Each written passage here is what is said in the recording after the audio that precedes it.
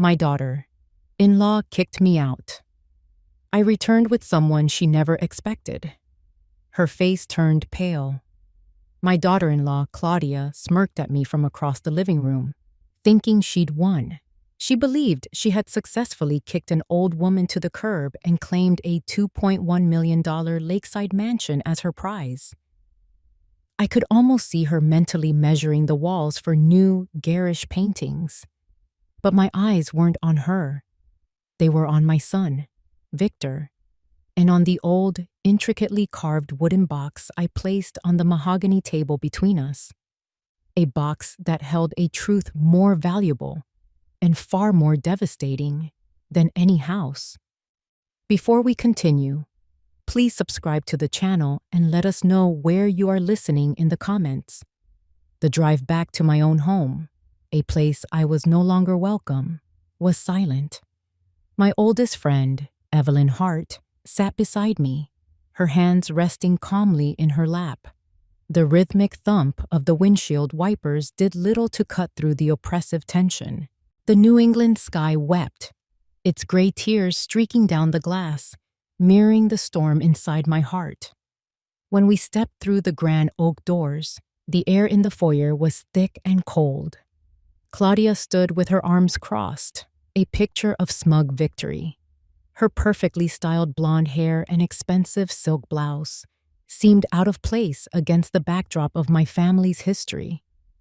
She was expecting a fight, I knew.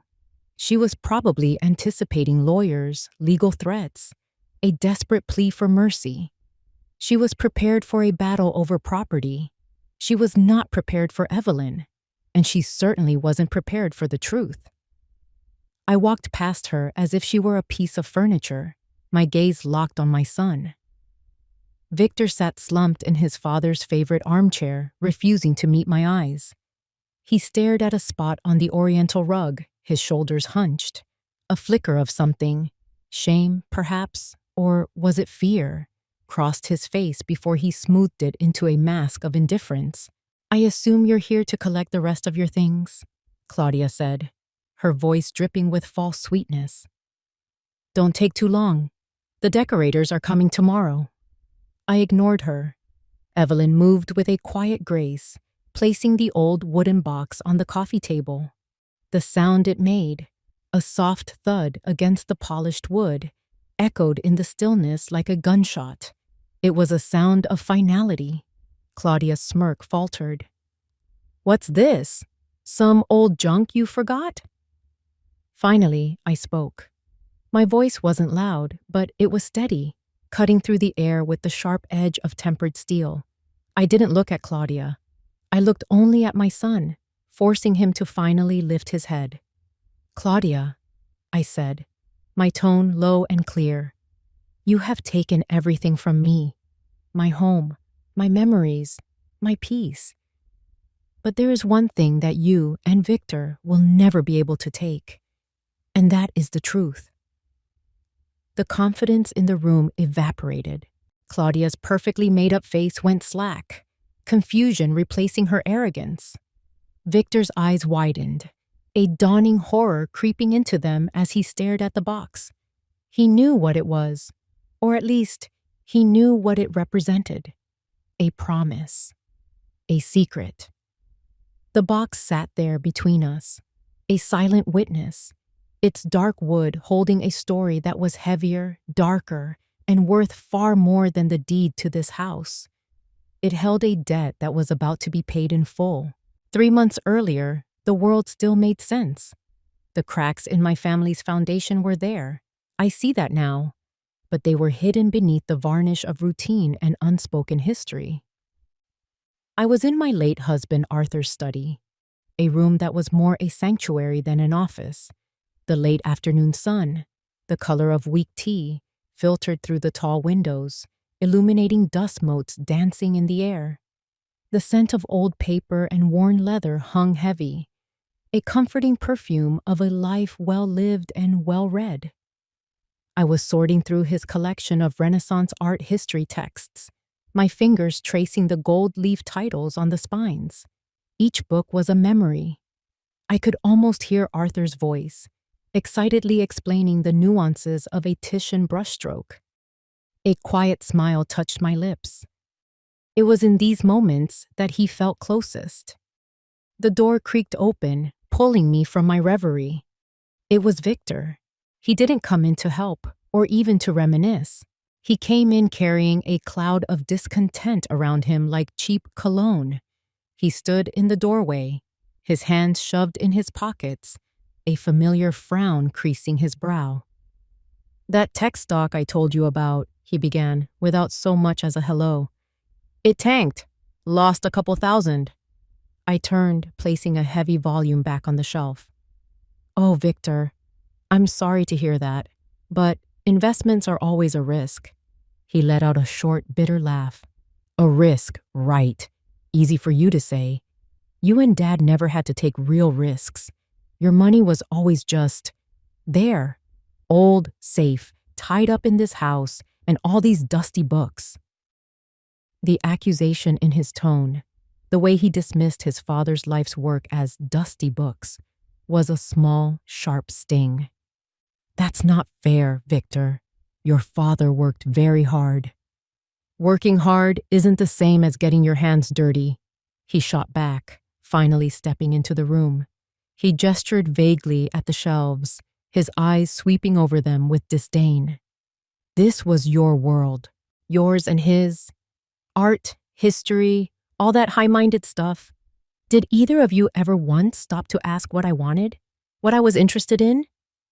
I was taken aback, completely blindsided. "Of course we did. We supported you in everything."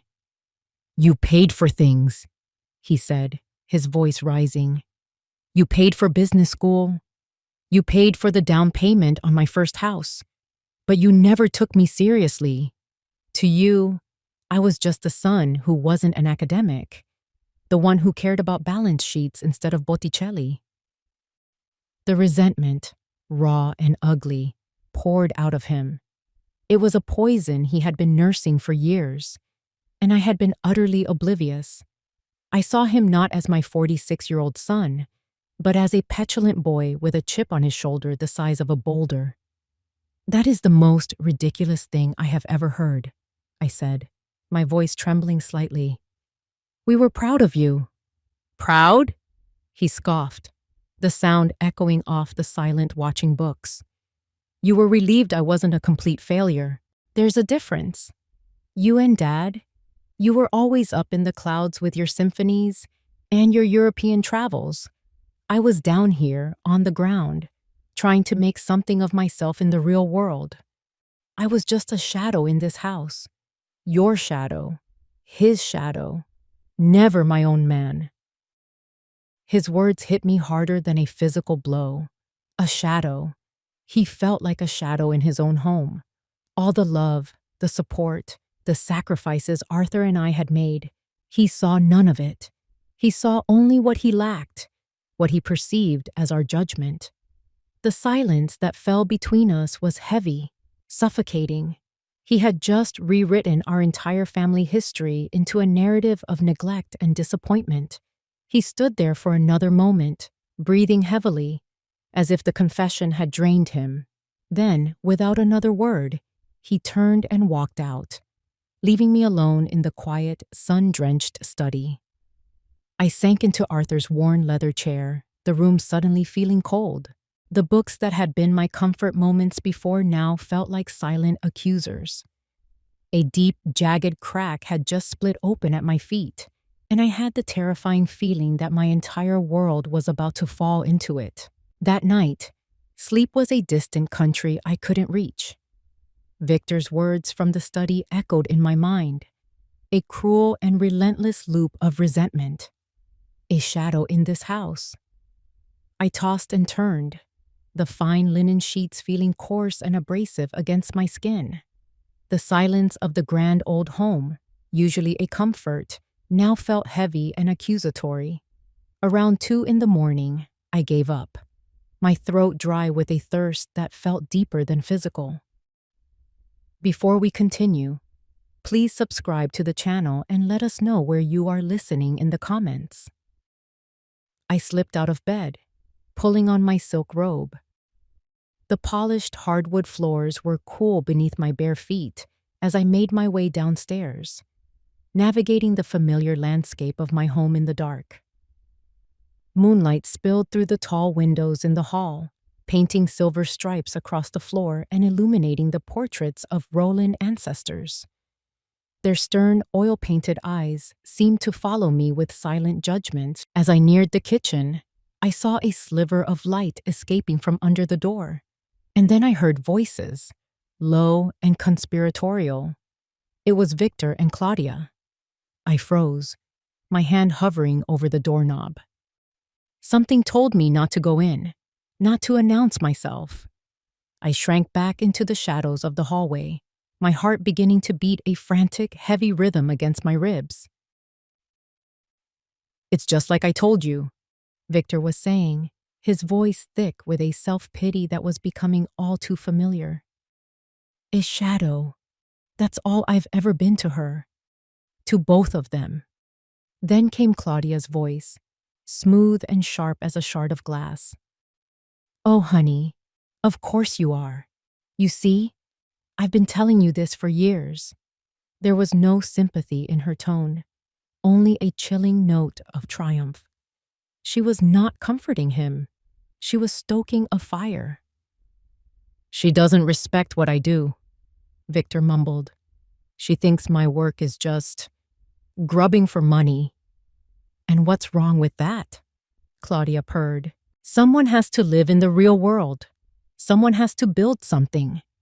She and your father had their heads in the clouds, Victor. They looked down on you because you wanted something tangible, something real." I pressed my ear closer to the door, my breath caught in my throat. This was more than just a wife comforting her husband. This was a calculated dissection of my son's deepest insecurities. Claudia was playing him like a fiddle. "She'll never see you as an equal," Claudia continued, her voice dropping to a near whisper, venomous and intimate. "She'll never truly acknowledge you. Not really. In her eyes, you'll always be the boy who couldn't appreciate art, who wasn't intellectual enough." She paused, letting the poison sink in. I could picture her placing a perfectly manicured hand on his arm. "This house, Victor," she said, her voice now laced with a false, righteous anger. "This house is the only thing you truly deserve. It's not an inheritance. It's repayment. It's the compensation you're owed for a lifetime of being made to feel second best. For every time they dismissed your ambitions. For every moment you felt like a ghost in your own home." My blood ran cold. She was taking the very words he had thrown at me and twisting them into a weapon against me.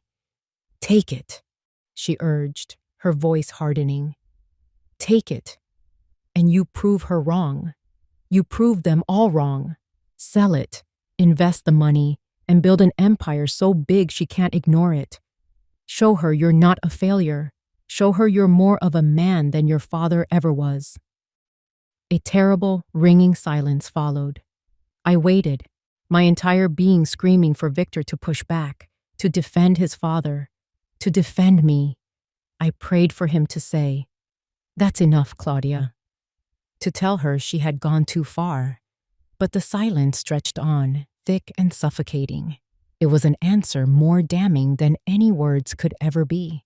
It was the sound of his consent, the sound of his betrayal. My hand flew to my mouth to stifle a gasp. It felt as if the floor had dropped out from under me. In that moment, I finally saw my daughter-in-law for what she was, a venomous snake. And she had found the wound in my son's heart, a wound I never even knew existed, and sunk her fangs deep into it, pumping him full of her poison. I backed away from the door, stumbling into the darkness of the hall. The sliver of light from the kitchen seemed a world away. I was utterly alone, an intruder in my own home, listening to the quiet, methodical destruction of my family. And I knew, with a certainty that chilled me to the bone, that nothing would ever be the same again. The weeks that followed were a masterclass in psychological warfare. Claudia had stopped pretending. The false sweetness was gone, replaced by a cold, dismissive tolerance, as if I were a piece of furniture she hadn't yet gotten around to replacing. The air in the house was thick with unspoken hostility, a tension so heavy you could cut it with a knife. Victor was a ghost, flitting in and out, avoiding my gaze, his guilt a palpable aura around him. I felt like a prisoner in my own home, waiting for the final sentence to be handed down. It came on a Tuesday night. A storm was raging outside, rain lashing against the windows and wind howling through the old eaves. The weather was a perfect match for the tempest brewing inside the living room. Claudia was pacing in front of the fireplace, a glossy interior design magazine rolled up in her hand like a baton.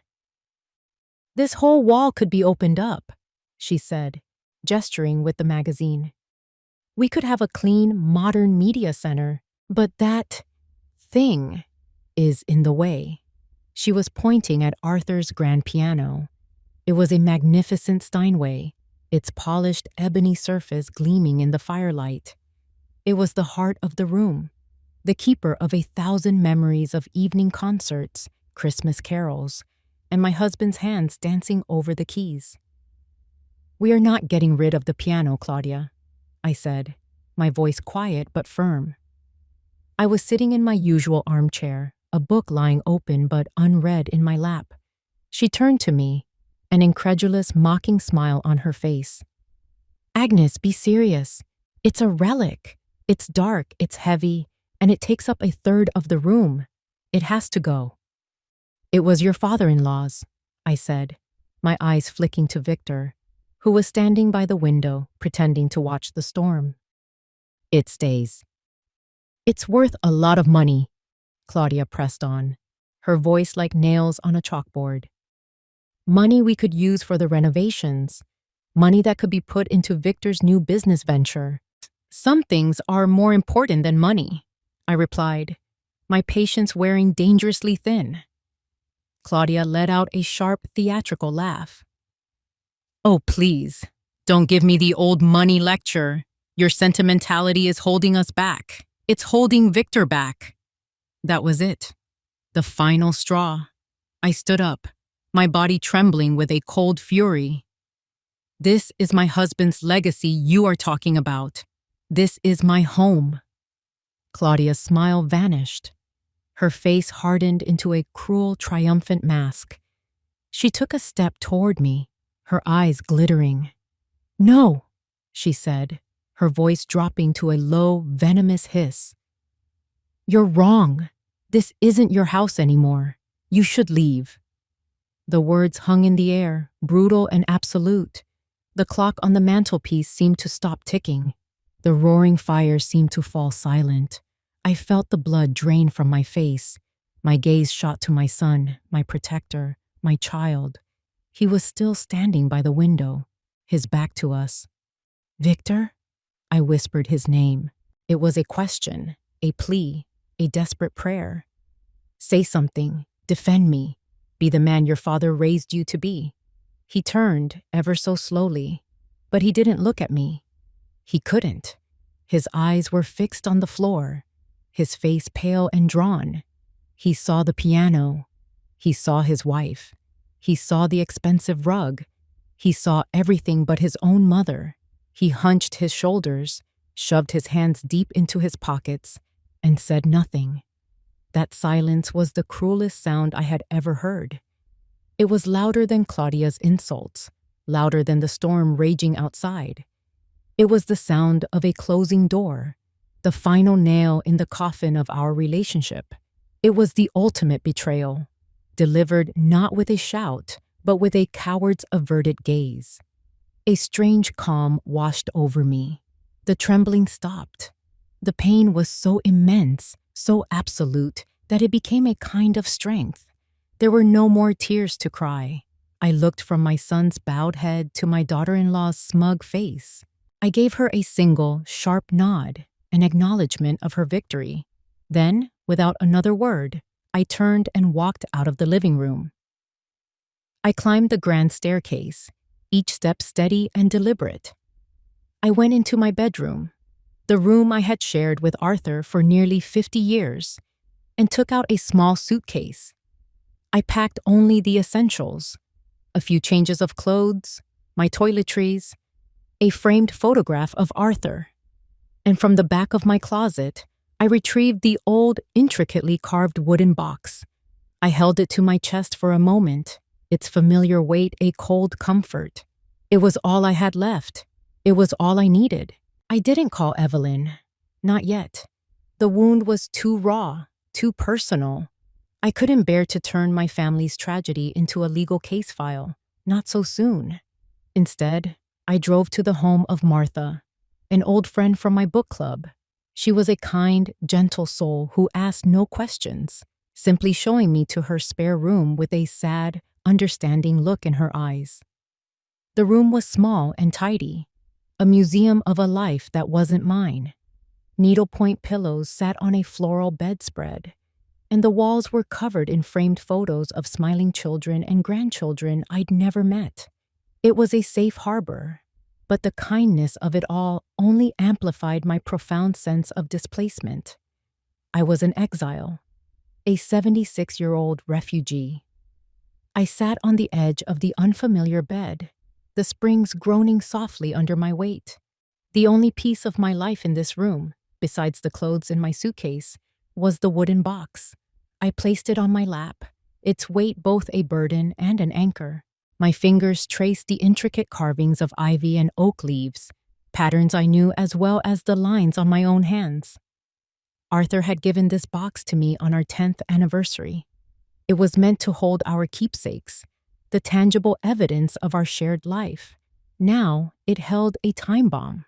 With trembling hands, I lifted the heavy lid. The scent of cedar and old memories washed over me. Inside, nestled on a bed of faded velvet, were the artifacts of my marriage. Arthur's silver-rimmed reading glasses, the dried, brittle corsage from our eldest son's wedding, a son we lost too soon to a war far from home, a small, smooth stone we found on a beach in Maine. Each item was a ghost, a whisper of a happier time. And beneath them all, there it was, the letter. It was on Arthur's personal stationery, thick and cream-colored. My name was not on the envelope. In my husband's elegant, sloping script, it read, "For Victor Rowland." The flap was sealed with a dollop of dark red wax, impressed with our family crest, an unbroken seal, a 10-year-old promise. I lifted it from the box. The paper felt heavy in my hand, heavy with the weight of its contents, heavy with the sacrifice it represented. I remembered the night Arthur made me promise, the fear in his eyes, the shame that a man so proud could barely conceal. "He can't know, Agnes," he had pleaded, his voice hoarse. "The shame would break him. He has to believe he can succeed on his own. We give him this, and we never speak of it again. Promise me, unless there is no other way." And I had promised. For 10 years, I had kept that promise. I had watched Victor rebuild his life, always believing his success was his own. I had swallowed the secret, letting it sit like a stone in my gut, all to protect my son from the devastating knowledge of his own failure and to preserve the flawless image he had of his father. But was this not the very definition of no other way? I had been cast out of my home by the very son that home had been sacrificed to save. His wife was planning to sell the last remnant of his father's legacy, a legacy built on a lie Victor himself had created. My fingers tightened on the envelope. Using this letter felt like a second betrayal. Arthur had sacrificed everything to save Victor's future and his pride. If I opened this, I would be destroying the one thing Arthur had died trying to protect: Victor's idealized memory of his father. The letter was my only weapon, my only hope of justice, but it was a weapon that would wound my own son more deeply than any other. It would burn down the entire edifice of his life, revealing the rotten foundations beneath. I sat there for what felt like hours, the letter in my hand, the yellow lamplight casting long shadows on the wall. The hurt and loneliness were a physical ache in my chest. But beneath the pain, something else was beginning to harden, resolve. Arthur had made me promise to protect our son. And right now, protecting him from Claudia, protecting him from his own greed and ignorance, was the most important thing I could do, even if it meant breaking his heart to do it. The time for secrets was over. I spent 2 days in the floral guest room at Martha's house, moving through the hours in a fog of grief and indecision. I would pick up the letter, then put it down. I would walk to the window, watch the world go on without me, and then retreat to the unfamiliar bed. I was adrift on a sea of my own making, and the shore was nowhere in sight. But on the third morning, I woke up with a clarity that was as sharp and cold as the dawn air. The mist clung to the windows, blurring the edges of the trees and houses outside. But my own path forward was finally painfully clear. The time for hiding and hoping was over. I sat on the edge of the bed, my old mobile phone feeling heavy and foreign in my hand. My thumb hovered over Evelyn Hart's name in my contacts list. We had been friends since we were girls in pigtails, sharing secrets and scraped knees. We had seen each other through first loves, marriages, the births of our children, and the deaths of our husbands. She knew me better than anyone on earth. Calling her was admitting the depth of my failure as a mother, laying the wreckage of my family at her feet. It was the hardest call I would ever have to make. My finger finally pressed the screen. It rang twice before she picked up, her voice as crisp and no nonsense as ever, even at this early hour. "Agnes, is everything all right?" The simple, direct question was my undoing. A sob I hadn't realized I was holding back broke free. I pressed my fist to my mouth, trying to stifle the sound, but it was too late. "Agnes, what is it?" Her voice sharpened with alarm. "Where are you? Are you hurt?" I'm fine, Evelyn," I managed to choke out, the words feeling like a lie. "Physically, I'm fine." "That's not what I asked. Talk to me. What's happened? Is it Victor?" I took a shaky breath, the cold morning air stinging my lungs. I couldn't bring myself to say the words. "He kicked me out." It was too humiliating, too final. The story was bigger and more complicated than that. The eviction was just a symptom of a much older, deeper disease. "Evelyn," I said, my voice cracking, "I need you." "Of course. I'll call my clerk and clear my morning. What do you need? A referral to a good litigator? I know the best real estate lawyers in the state." Her immediate leap to legal action, to battle plans and strategy, was exactly why I had hesitated to call. It wasn't what I needed. Not now. "No," I said, cutting her off, my voice gaining a sliver of strength. "No lawyers. Not yet. Evelyn, I don't need a judge. I need my friend." There was a pause on the other end of the line. When she spoke again, all the legal sharpness was gone, replaced by the warm, steady voice of the woman who had held my hand at my husband's funeral. "I'm here, Agnes. I'm always here. What do you need?" Tears streamed down my face now, hot and silent. I looked at the wooden box sitting on the nightstand, at the sealed letter that lay within. I was about to set a fire, and I was terrified of the blaze. "I'm about to do something I never wanted to do," I whispered into the phone. Something Arthur made me promise I would only do if I had no other choice. "What is it?" she asked softly. "I'm about to tell Victor the truth about his father." The silence on the line was profound. Evelyn knew what a paragon Arthur was in Victor's eyes. She understood, without me having to explain, the magnitude of what I was about to do. This wasn't a move to get my house back. This was a desperate act of emotional surgery, and I had no idea if the patient would survive. "Where are you?" Evelyn finally said, her voice firm and resolute, leaving no room for argument. Don't move. I'm on my way. Evelyn's home was the complete antithesis of the one I had just fled. Where my house had become a cold, cavernous stage for a family drama, hers was a warm, compact sanctuary filled with the comforting clutter of a life well lived. Books overflowed from shelves, a fire crackled in the stone hearth, and the air smelled of lemon polish and old paper. She led me to a pair of worn leather armchairs by the fire and poured 2 glasses of brandy without a word. I watched the amber liquid swirl in my glass, the firelight dancing within its depths. For a long moment, I didn't speak, gathering the strength to unearth a secret I had kept buried for a decade. You have to understand, Evelyn, I began, my voice low and raspy. Arthur loved that boy more than life itself. Everything he did to protect him. Evelyn just nodded, her gaze patient and unwavering. She was a judge to her core.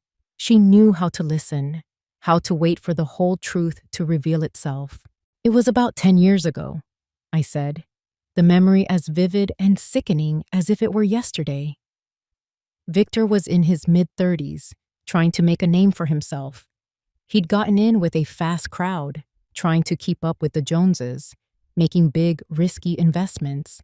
He was desperate to prove he could be a titan of industry, not just the son of a quiet academic. I took a sip of the brandy, the warmth doing little to quell the chill inside me. We got a call late one night. It was Victor. He was in hysterics. The investments weren't just risky, they were illegal. He'd gotten tangled up in a high-stakes gambling ring, disguised as an investment club. He was in debt up to his eyeballs, on the hook to some very dangerous people for a sum of money that was just astronomical. He was facing ruin, disgrace, and very likely a prison sentence. Evelyn's sharp intake of breath was the only sound in the room besides the crackling fire. Arthur didn't even hesitate, I continued, my voice thick with the memory of my husband's quiet strength. He didn't lecture. He didn't say, "I told you so." He just went into action. The next morning, he started liquidating. Everything. I looked up from my glass and met my friend's eyes. The stock portfolio he'd spent 40 years building for our retirement?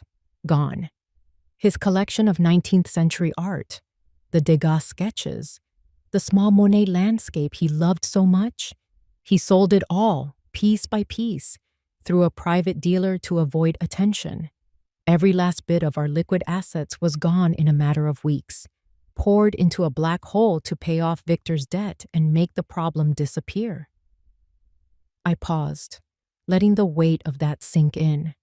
But that wasn't the worst of it. That wasn't the secret that had been poisoning my family from the inside out.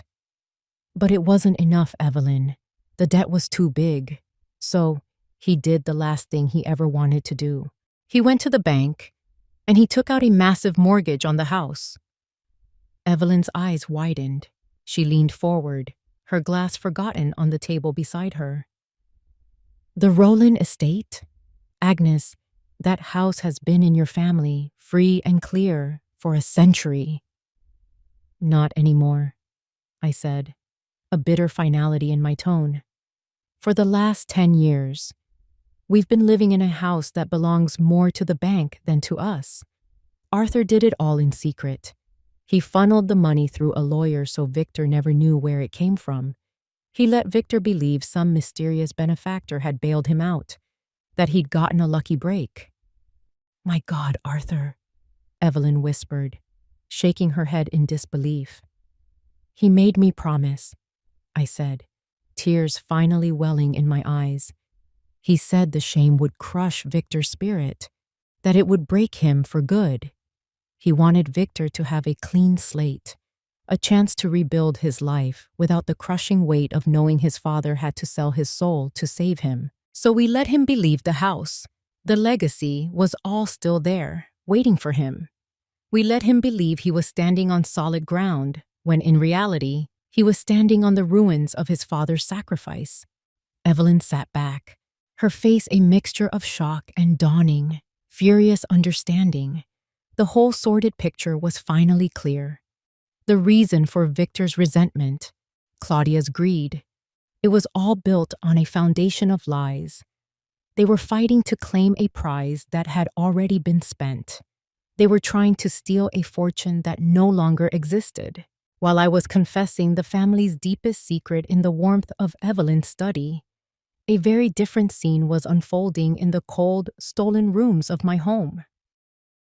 The Rowland mansion was no longer a home. It was a project, a commodity. Victor and Claudia were spread out over the grand mahogany dining table, the same table where Victor had learned his multiplication tables and celebrated every birthday of his life. But instead of family dinners, its surface was now covered with architectural blueprints and glossy brochures for high-end kitchen appliances.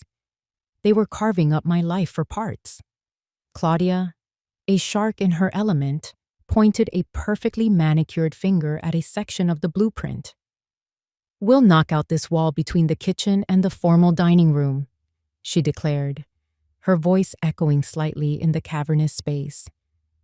"People want open-concept living now.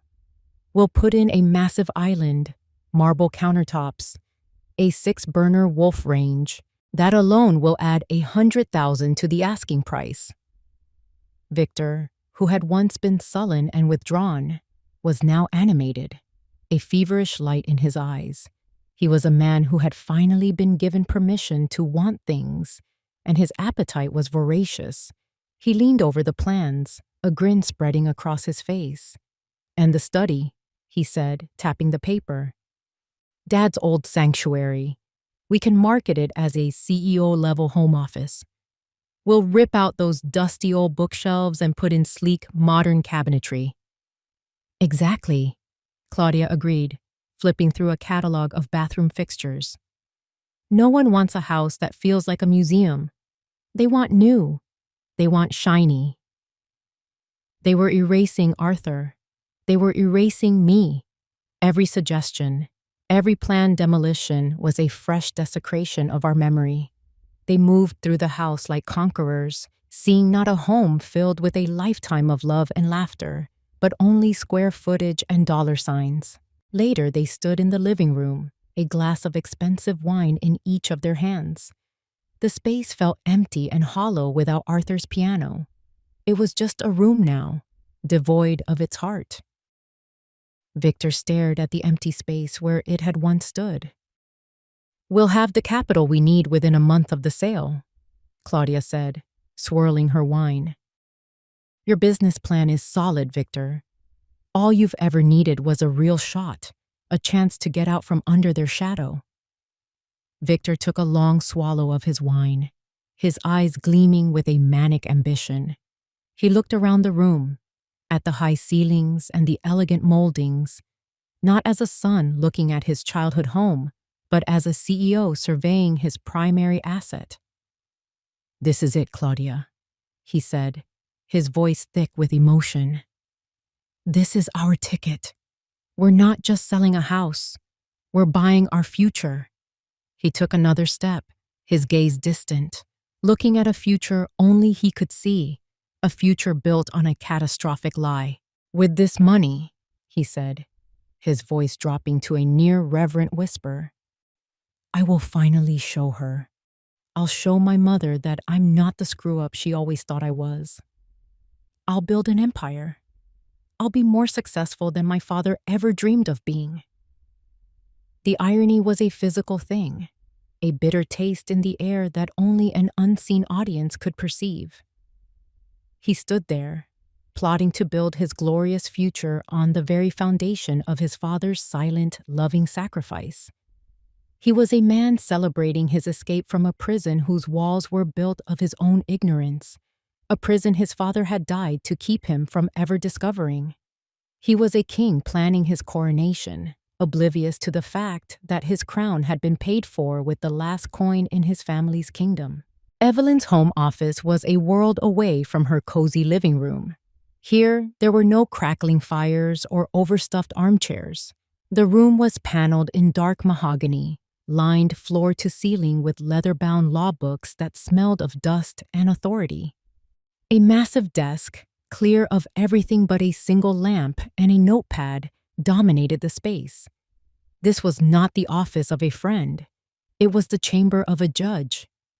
I sat in a stiff-backed chair opposite her, the brandy glass from earlier replaced with a cup of coffee I hadn't touched. The adrenaline from my confession had faded, leaving behind a cold, hollow dread. "So what do we do?" I asked, my voice barely a whisper. "Do I sue him for the house? Can I even do that?" Evelyn steepled her fingers, her expression thoughtful and serious. She was no longer just my friend, my confidant. The Honorable Evelyn Hart was now on the bench. "We could," she said, her voice measured. "We could file a suit. It would be a long, ugly, and very public fight. It would be a battle of he said, she said. They would paint you as a confused, vindictive old woman. We would paint them as greedy, heartless children. The lawyers would get rich.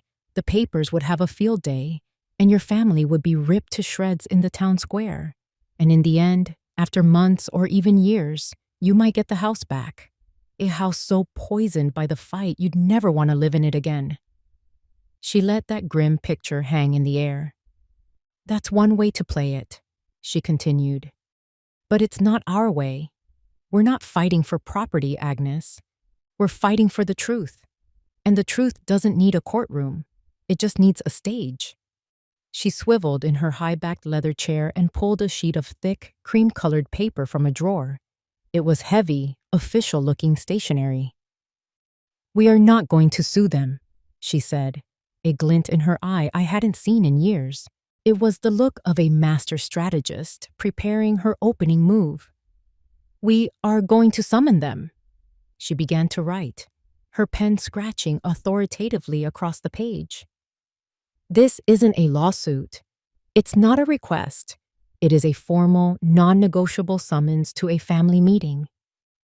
I leaned forward, watching as she crafted the document.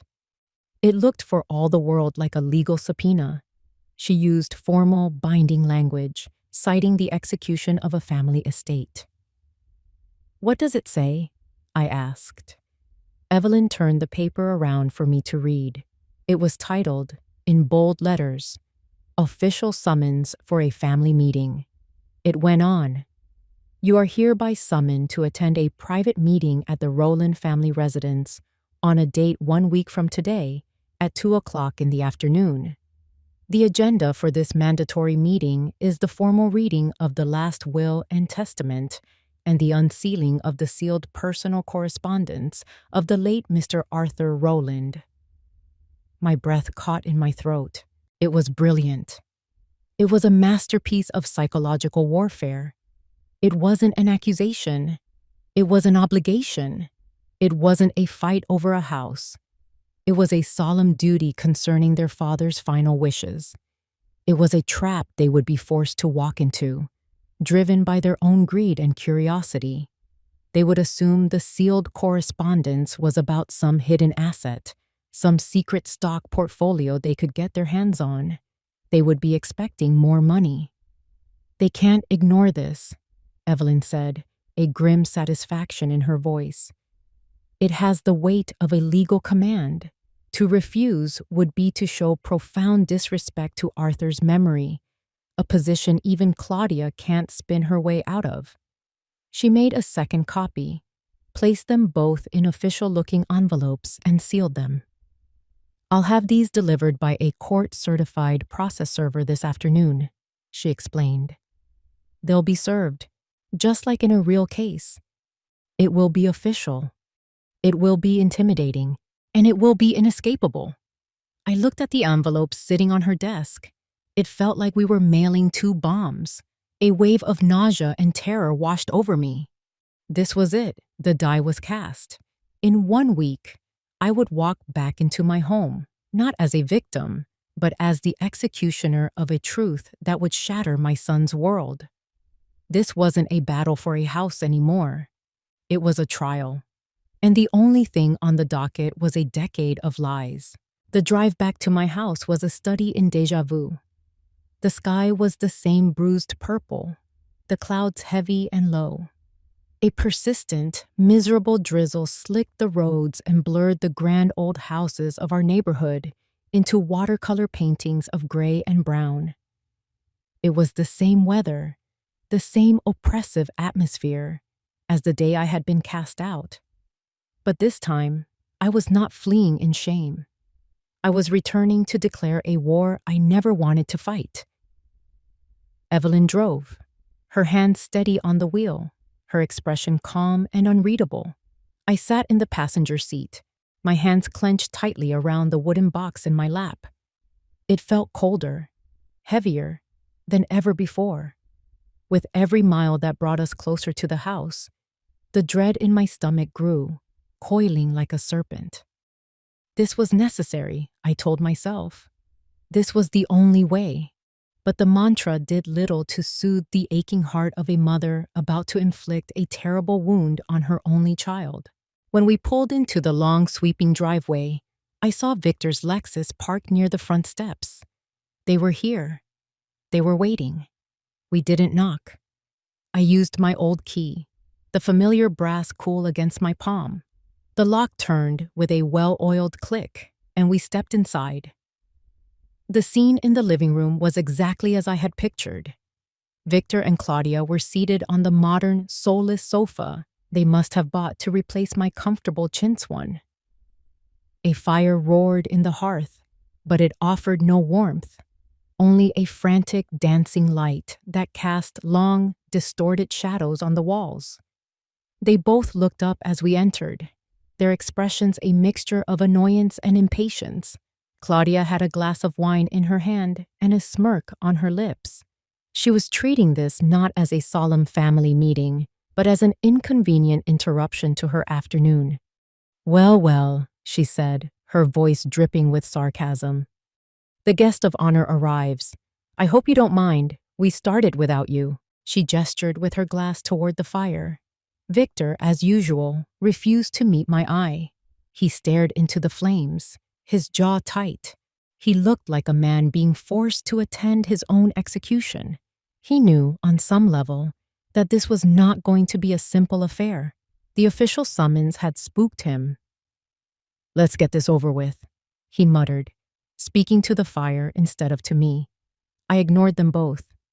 Evelyn walked past the sofa with the quiet authority of a queen entering her court and placed her leather briefcase on the mahogany coffee table.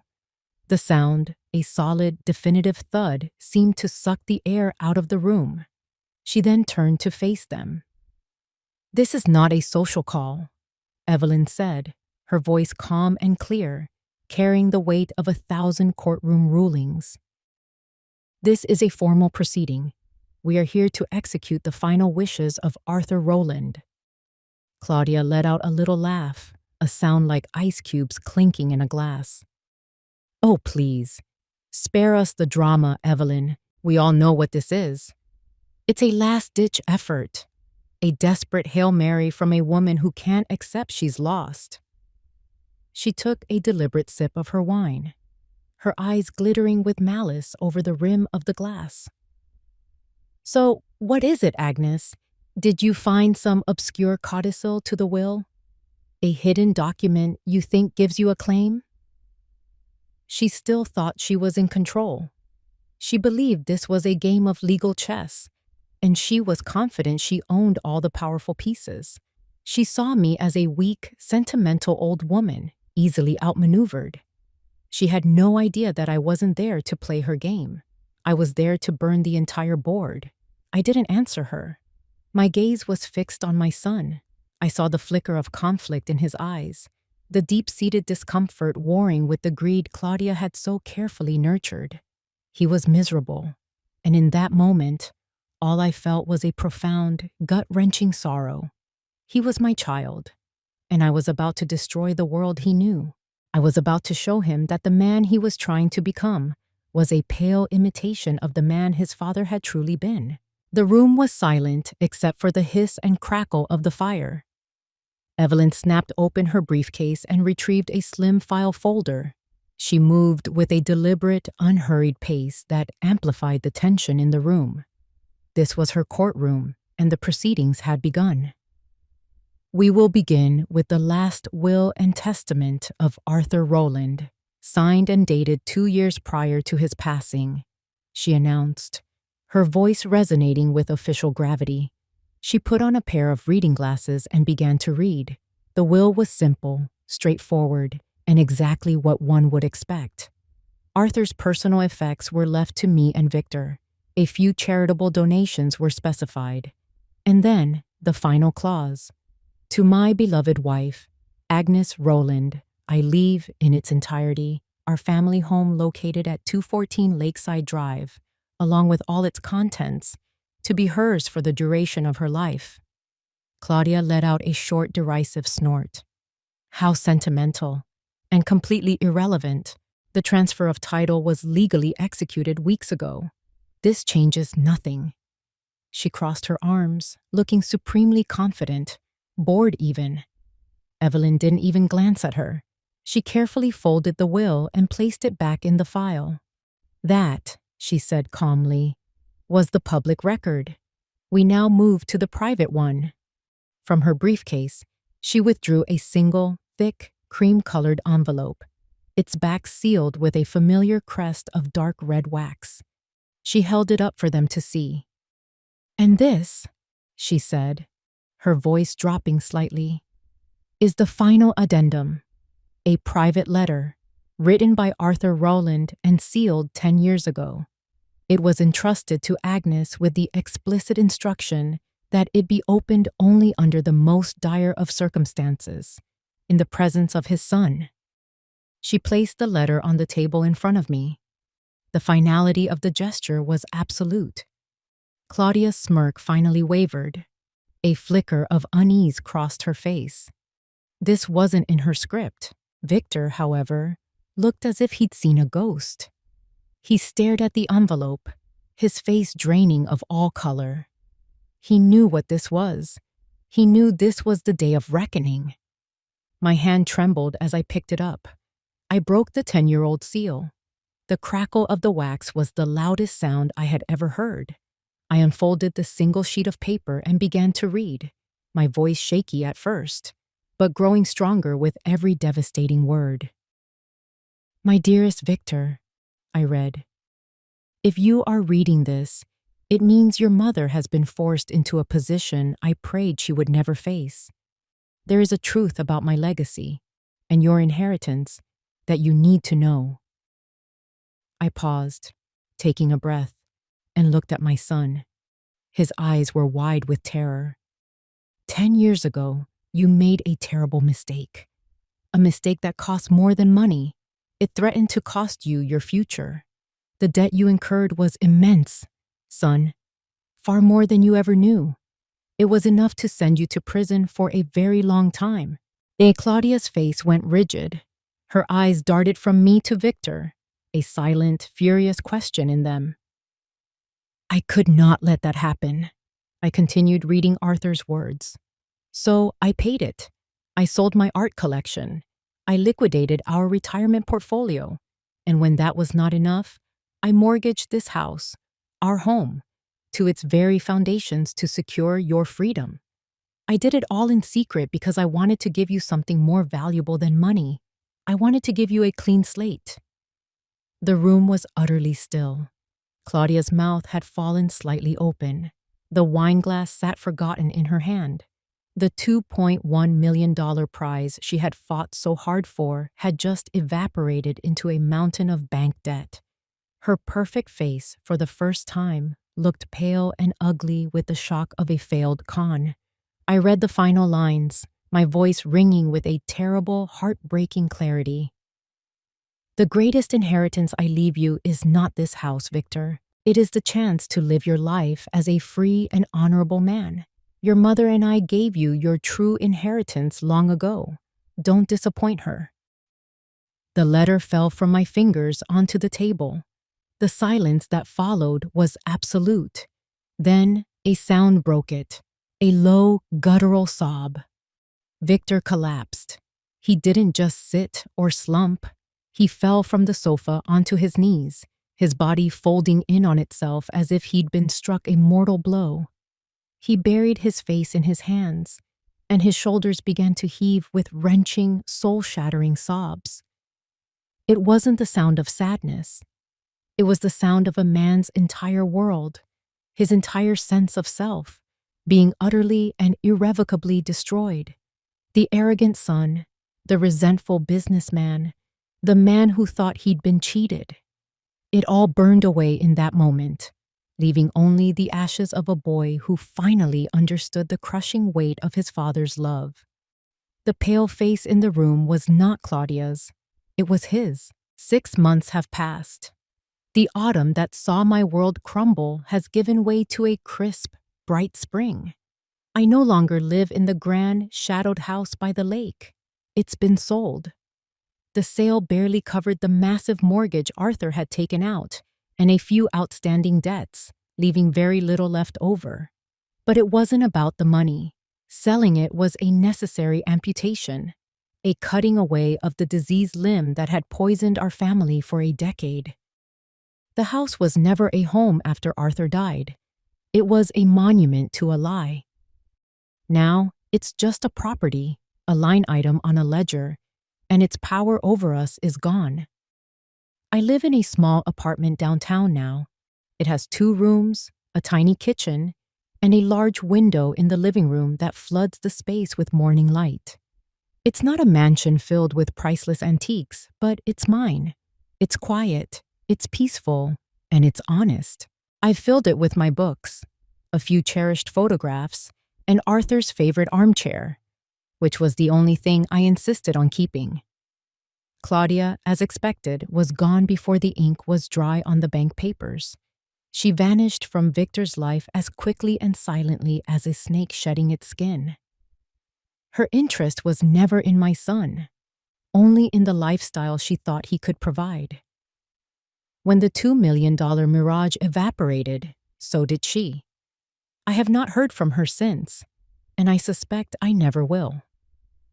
The doorbell rang this afternoon. It's a sound I'm still getting used to. I opened it to find Victor standing in the hallway. He looked different. The expensive suit was gone, replaced by a simple polo shirt and work pants. The arrogant, entitled set of his jaw had softened. He looked tired, older, but his eyes were clear for the first time in years. He didn't say hello. He just held up a small metal toolbox. "Martha mentioned your kitchen faucet was dripping," he said, his voice quiet. I stepped aside and let him in. He walked straight to the kitchen, and for the next half hour, the only sounds were the metallic clinking of his tools and the occasional frustrated grunt. He wasn't making a grand gesture. He was just fixing a leaky faucet. It was a small, practical, necessary act. It was a start. When he was finished, he washed his hands at the now silent sink and dried them on a dish towel. "I'll make some tea," I said. It wasn't a question. He nodded and sat down in his father's armchair. I brought 2 mugs into the living room and set them on the small table between us. We sat there in silence, sipping our tea as the afternoon sun streamed through the window. It wasn't the heavy, suffocating silence of our last days in the mansion. This was a different kind of quiet. It was a fragile, tentative peace, the kind of stillness that comes after a violent storm has passed, leaving the air clean and new. He has a job now, working for a local construction company. He manages their inventory. It's not glamorous. It doesn't come with stock options or a corner office, but it's an honest living, earned with his own 2 hands. He is starting over from scratch, from ground zero. He didn't say, "I'm sorry." The words would have been inadequate, hollow. But I heard his apology in the silence of the fixed faucet. I saw it in the way he sat in his father's chair, not as an heir claiming his throne, but as a humbled visitor. I felt it in the quiet space between us, a space no longer filled with resentment and lies, but with the shared, unspoken weight of the truth. Forgiveness, I've learned, is not always a grand declaration. Sometimes it is a quiet afternoon. It is a shared cup of tea. It is the silent acknowledgement that what was broken can, with time and effort, be mended. Our family will never be what it was, but as my son stood to leave, giving me a brief, awkward nod, I knew this was not an ending. It was a new and much more difficult beginning. If you enjoyed this story, please like the video, subscribe to the channel, and comment 1 below. If not, feel free to comment 0 so we know and can improve future videos. To hear the next story, click the box on the left. Thank you for watching.